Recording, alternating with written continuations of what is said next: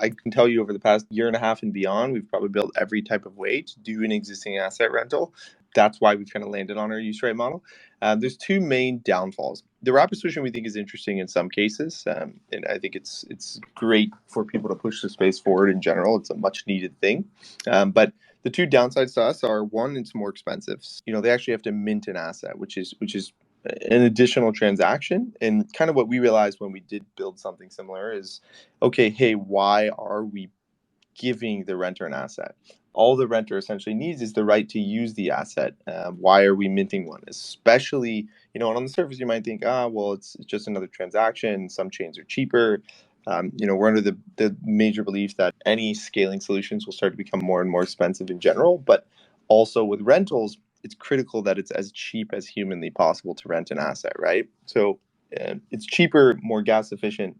And then the second thing is composability. We didn't want, or rather what a lender doesn't want, is their renter to potentially take some sort of wrapped asset, and now let's say some protocol builds on top of it, and they can take a loan against their position, for instance, when the original lender might not have wanted it. That's not to say that protocols would build that, but in general, we don't necessarily want that full composability, but rather, especially with a lot of these games we work with, they only want to enable rented assets in certain areas and not everywhere.